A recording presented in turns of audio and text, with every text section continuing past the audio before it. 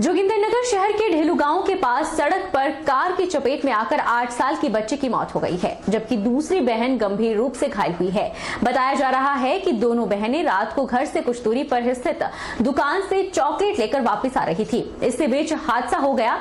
दो बहनों को लोगों की मदद से जोगिंदरनगर अस्पताल पहुंचाया गया। एक की मौत हो गई है।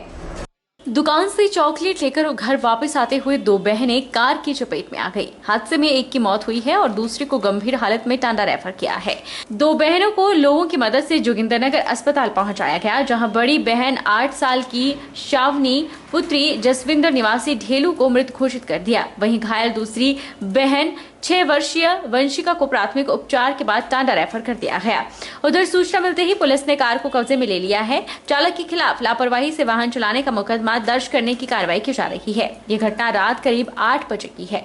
जोगिंदरनगर अस्पताल के एमएस डॉक्टर रोशन लाल कौंडल ने बताया कि शावनी के सिर पर गहरी चोट लगी थी और अचेत अवस्था में अस्पताल लाया गया। अस्पताल पहुंचने से पहले ही उसकी मौत हो चुकी थी। छोटी बहन को गंभीर चोटें हैं, उसे टांडा रेफर कर दिया गया है। जोगिंदरनगर में आधी रात को किराए के कमरे से लापता उत्तर प्रदेश के मजदूर का शव सड़क किनारे लटका हुआ मिला। प्रवासी राज्य के मजदूर का शव संदिग्ध हालत में पुलिस ने शहर के साथ लगते आठी गांव से बरामद किया। पुलिस की प्रारंभिक जांच में यह मामला आत्महत्या से जुड़ा पाया जा रहा है। मृतक मजदूर के साथ किराए के कमरे में रह रहे मजदूरों से भी पुलिस पूछताछ कर रही है। उत्तर प्रदेश से हिमाचल में आजीविका कमाने पहुंचे प्रवासी राज्य के एक मजदूर का शव संदिग्ध हालत में मंडी जिला के जोगिंदरनगर पुलिस ने बरामद किया है। मृतक की पहचान जयकाल उम्र 26 वर्ष पुत्र गुलाब निवासी चिलमापुर डाकघर तहसील सदर गोरखपुर जिला गोरखपुर उत्तर प्रदेश के रूप में हुई है, जो शहर के गरोड़ू में किराए के कमरे से बुधवार देर रात करीब 11 बजे अचानक गायब हो गया। सहयोगी साथियों में शामिल गिरधारी और कन्हैया ने रात 1 बजे तक तलाश की, लेकिन वीरवार सुबह करीब 5 बजे जोगिंदरनगर शहर से करीब 1.5 किलोमीटर दूर आठी गांव में सड़क किनारे फंदे से लटका हुआ प्रवासी का शव बरामद हुआ।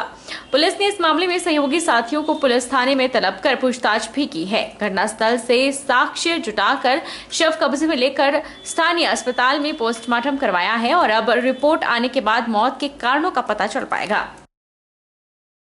अंतर्राष्ट्रीय ओलंपिक दिवस के मौके पर ऊना में विशेष दौड़ का आयोजन हुआ, जिसमें मुख्य अतिथि के तौर पर ग्रामीण विकास मंत्री वीरेंद्र कंवर और हिमाचल वित्त आयोग के अध्यक्ष सहित प्रशासनिक अधिकारी मौके पर मौजूद रहे। इस दौरान भारी तादाद में स्कूली बच्चे भी कार्यक्रम में शामिल हुए।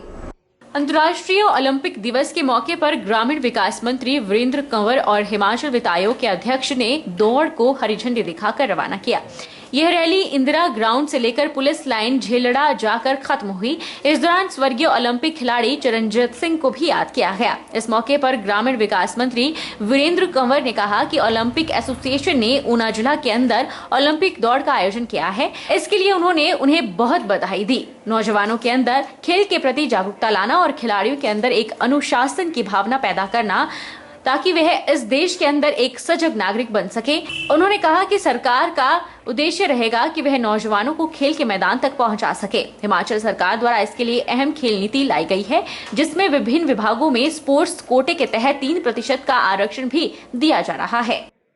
हमारी ओलंपिक एसोसिएशन ने आज ऊना जिला के अंदर एक दौड़ का आयोजन किया है। ओलंपिक रन जो है वो आयोजन किया है, जिसमें स्कूल के बच्चे और विभिन्न हमारे खेल संघों के पदाधिकारी जो है तो उसमें भाग ले रहे हैं। एक सिंबॉलिक है, प्रतीकात्मक है कि नौजवानों के अंदर खेल के प्रति जागरूकता लाना,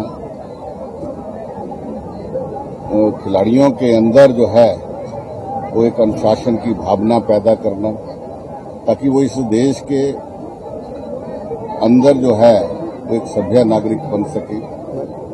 जितनी ज्यादा नौजवान जो है वो खेल की तरफ आगे बढ़ेंगे तो समाज के अंदर एक नशे की भावना नौजवान के अंदर फैलती जा रही है। बिलासपुर शहर में विश्व ओलंपिक दिवस पर एथलेटिक्स एवं वॉक एंड टॉक स्पर्धा का आयोजन जिला क्रिकेट संघ, जिला साइक्लिंग संघ के बैनर तले आयोजित हुआ। इसमें विभिन्न संस्थानों के प्रतिभागियों ने भाग लिया।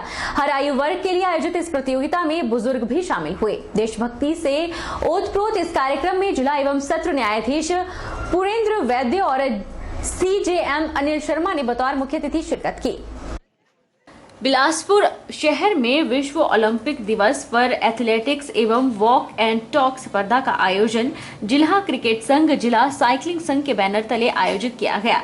मुख्य अतिथि ने हरी झंडी दिखाकर विभिन्न स्पर्धाओं के प्रतिभागियों को रवाना किया। बिलासपुर क्रिकेट सचिव और BCCI सीनियर टूर्नामेंट कमेटी सदस्य विशाल जोगौता ने बताया कि बिलासपुर में इस प्रकार का आयोजन पहली बार हो रहा है और इसमें खिलाड़ियों के साथ जिला के लोगों का उत्साह देखने लायक रहा। उन्होंने कहा कि देश के खेल एवं युवा सेवाएं मामले मंत्री अनुराग ठाकुर की दूरदर्शी सोच को आगे बढ़ाते हुए विश्व ओलंपिक दिवस शहीद स्मारक चंगर सेक्टर में बड़े हर्षोल्लास से मनाया गया। 7.5 किलोमीटर की स्पर्धा में 750 एथलेटिक्स ने भाग लिया। दौड़ समापन होने पर मुख्य अतिथि द्वारा विजेताओं को नगद पुरस्कार भी दिए गए, जबकि हर प्रतिभागी को टी-शर्ट भी प्रदान की गई।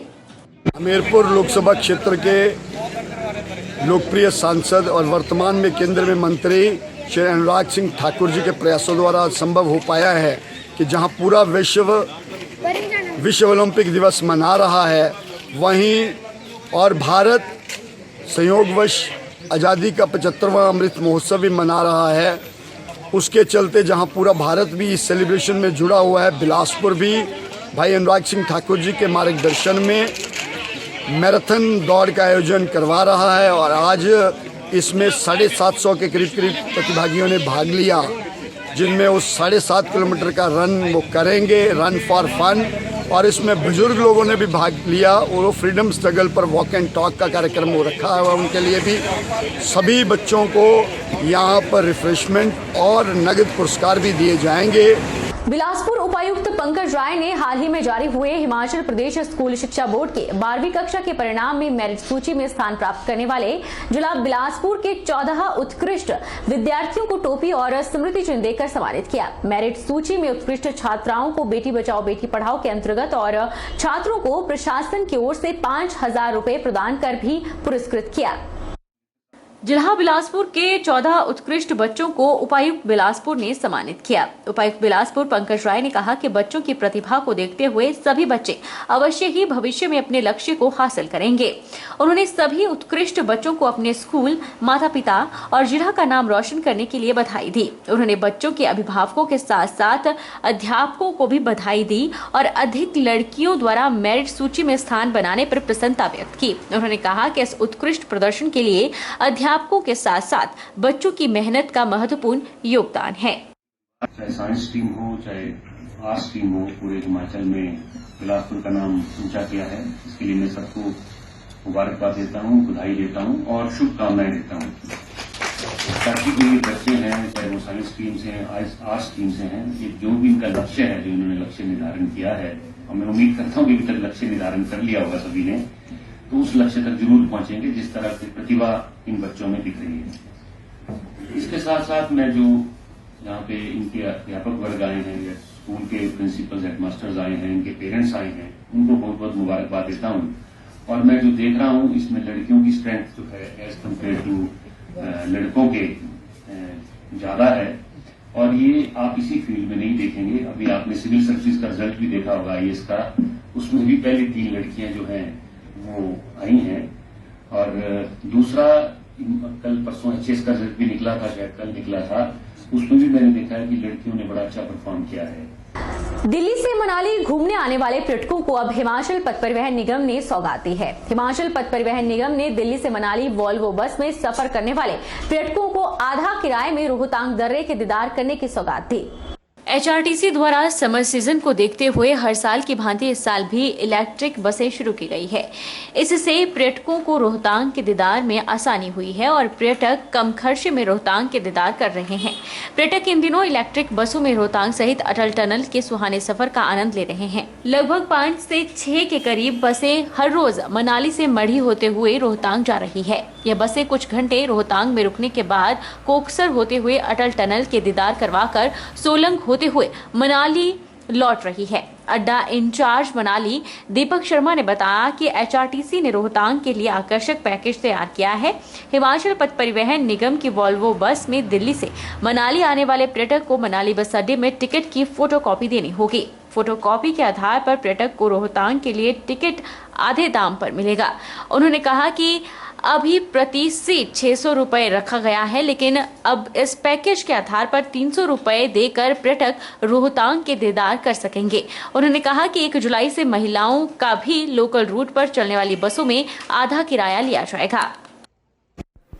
हमारी हिमाचल पथ परिवहन निगम की वोल्वो बसेस में जो भी यात्री दिल्ली से मनाली के लिए आएगा, यहाँ पे आके हम उसे 50% डिस्काउंट दे रहे हैं। वो मनाली से रोहतांग वो वापसी हमारी गाड़ियों में आ सकता है। वो 600 रुपए किराए की जगह उनसे 300 रुपए किराया लिया जाएगा, जिसमें हम उन्हें रोहतांग, अटल टनल, सोलंग नाला घुमाते हुए वापस मनाली लाएंगे। ये जितनी भी हमारी लोकल बसेज हैं वो 1 जुलाई से हिमाचल पथ परिवहन निगम की जो भी हमारी लोकल बसेज हैं उनमें यात्रियों को 50% डिस्काउंट दिया जा रहा है। मशहूर पंजाबी गायक मास्टर सलीम ने शक्तिपीठ ज्वालामुखी मंदिर में माता के दर्शन किए और मां का शुभ आशीर्वाद प्राप्त किया।